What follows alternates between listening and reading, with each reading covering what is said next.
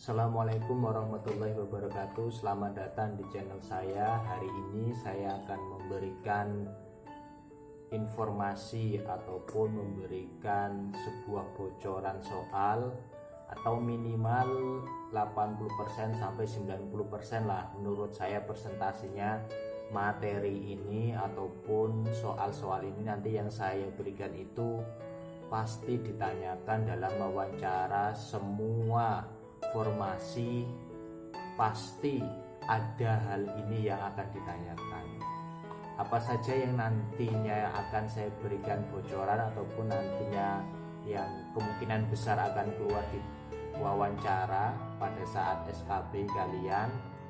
Sebelum menonton lebih lanjut, silahkan tekan subscribe, kemudian tekan loncengnya, notifikasinya agar kalian tidak ketinggalan. Saya akan memberikan 6 materi, tapi pada kesempatan saat ini saya akan memberikan 3 materi, dan 3 materinya supaya kalian penasaran, saya akan memberikannya di waktu yang akan datang. Oleh sebab itu jangan sampai lupa kalian agar terus update ataupun melihat di channel YouTube saya agar kalian tidak ketinggalan informasi tentang materi yang akan keluar ataupun kira-kira materinya akan seperti apa.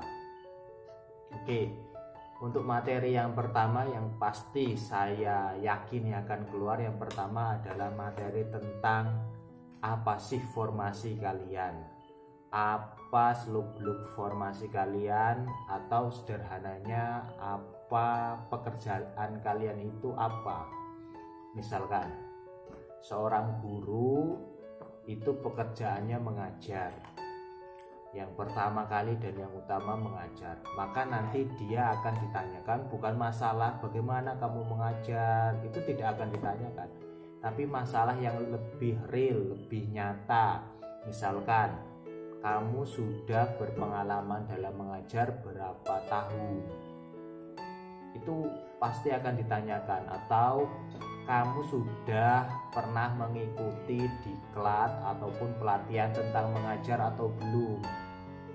Kalau nanti ditanyakan kapan, berapa lama waktu kamu pernah mengajar ataupun honor mungkin kalau guru, maka selalu lampirkan SK kalian.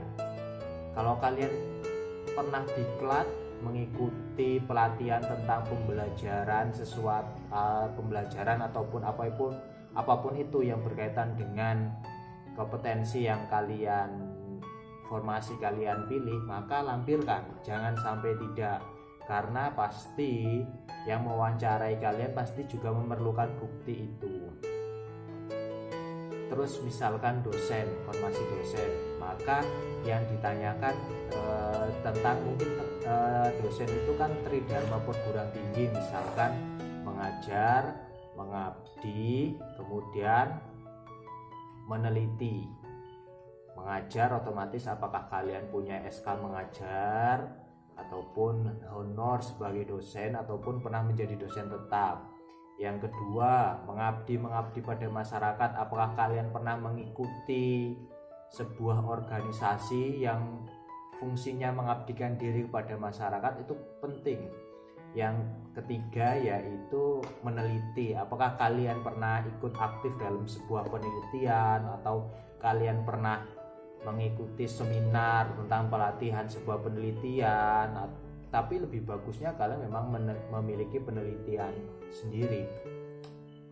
Atau misalkan saya contohkan lagi tentang misalkan keperpustakaan, maka berapa lama, pasti akan ditanyakan pengalaman Anda di dalam bidang perpustakaan itu berapa lama, pernah menjadi kepala perpus ataupun staf perpus berapa lama, kemudian pernahkah Anda mengikuti sebuah pelatihan bagaimana menyusun, misalkan mungkin ya, menyusun buku-buku yang bagus atau membuat barcode tertentu agar buku-buku itu mudah terindeks. Ini adalah materi yang pertama yang saya yakin ini pasti keluar. Silahkan untuk apa itu pekerjaan job deskripsi, silakan kalian bisa melihatnya di tautan yang akan saya berikan nanti di deskripsi. Silakan kalian cari saja, dibaca. Nanti saya akan berikan websitenya, situsnya langsung dari Kemenpan ataupun dari BKN tentang job deskripsinya apa saja. Misalkan undang-undang tentang job deskripsi kalian yang kalian lamar itu apa. Jadi kalian nanti baca di situ, persiapkan di situ. Untuk yang kedua adalah pemahaman keagamaan. Ini juga saya yakin ini keluar karena negara ataupun pemerintah ini tidak mau lagi, istilahnya ya, kita sebut istilahnya ini, mau menerima ASN ataupun pegawai negeri sipil yang memiliki paham keagamaan yang boleh kita katakan yang agak menyimpang atau agak radikalisme misalkan. Nah, pasti akan ditanyakan. Nah, pertanyaannya bentuknya seperti apa? Pertama, pasti akan ditanyakan keaktifan dalam organisasi. Ini dalam upaya pertanyaan ini dalam upaya mencegah apakah kalian ini memiliki paham yang radikalisme misalkan. Ini pertanyaan ini pasti akan diberikan kepada kalian. Insya Allah akan diberikan kepada kalian, mengetahui paham kalian seperti apa. Maka agar supaya kalian menjawabnya mendapatkan nilai yang tinggi, saya telah memberikan trik kemarin. Triknya apa? Silahkan nanti kalian lihat kembali trik saya bagaimana waktu trik dan tips bagaimana menghadapi SKB. Silahkan nanti akan saya bagikan tautannya di sini. Silahkan di atas ini nanti kalian klik saja. Kemudian pertanyaan lain yang mungkin muncul yaitu berkaitan dengan ibadah. Ini pasti dilihat. Misalkan sederhananya, kamu kalau sholat misalkan, ini pertanyaan sederhana, tapi ini nanti kalau kalian tidak sadari, ini pertanyaan yang menjebak kalian dalam artian, oh ini benar-benar ingin mengetahui paham kalian.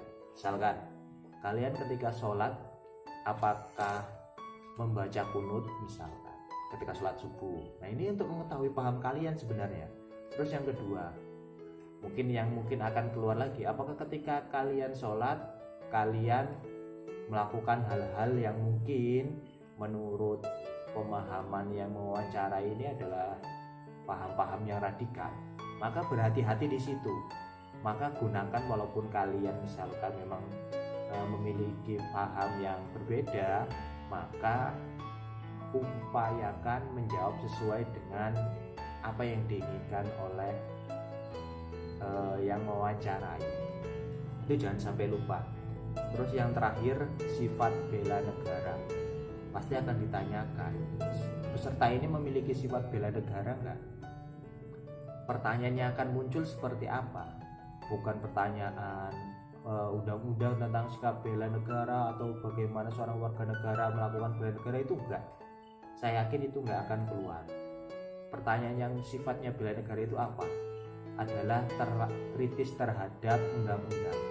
Misalkan ada rancangan undang-undang tertentu, kemarin mungkin kita pernah bahas ya, ada rancangan undang-undang tertentu, kemudian mungkin penanya ini seolah-olah ini ingin penanya ataupun yang mewawancarai itu akan memberikan gambaran bahwasanya sebagai seorang yang ini seharusnya kalian kritis terhadap negara. Misalkan apa pandangan kalian misalkan tentang RUU ini, misalkan yang sudah ditetapkan. Pasti yang sudah ditetapkan. Kalau masih RUU pasti jangan ditanyakan bagaimana tanggapan kalian tentang misalkan undang-undang ITE yang dianggap sebagai undang-undang karet, sehingga semua orang itu bisa masuk penjara dengan undang-undang ini ketika mencela negara misalkan. Nah, kalian pasti akan coba digiring ke situ. Maka ketika kalian menjawabnya itu secara radikal ataupun berlebihan, misalkan ya kita harus protes, misalkan kita harus protes, kita harus berdemo, saya yakin itu akan mendiskualifikasikan kalian, karena kalian tidak memiliki sifat bela negara, atau dalam artian kalau sebagai Nah, nilai-nilai ASN itu kalian harus memiliki sifat yang namanya menjadi kepanjangan tangan dari pemerintah, ataupun menjadi yang bersama masyarakat itu menciptakan kerukunan. Jadi hal-hal yang seperti itu pasti akan ditanyakan. Maka jangan kalian menjawab secara berlebihan sesuatu yang tidak penting. Kalau bisa malah kalian memberikan solusi. Misalkan kalau sebagai pemerintah seharusnya meninjau kembali. Kalau saya misalkan sebagai abdi negara ataupun masyarakat biasa, maka saya akan memberikan usulan dengan menggunakan surat, akan mengusulkan kepada pemerintah kalaupun itu memang bisa diterima. Nah, itu adalah cara-cara yang baik bisa digunakan. Itu 3 tips dari saya, ataupun 3 materi dari saya yang saya yakin amat yakin, karena beberapa kali saya mengikuti tes wawancara, materi-materinya itu seperti itu. Nah, masih ada 3 lagi materi yang saya akan berikan nanti. Silahkan subscribe channel saya agar kalian tidak ketinggalan dan kalian bisa terus update. Jangan sampai lupa, saya akan berikan 3 materi ini di pertemuan yang akan datang. Saya akhiri, wabillahi taufiq wal hidayah. Wassalamualaikum warahmatullahi wabarakatuh.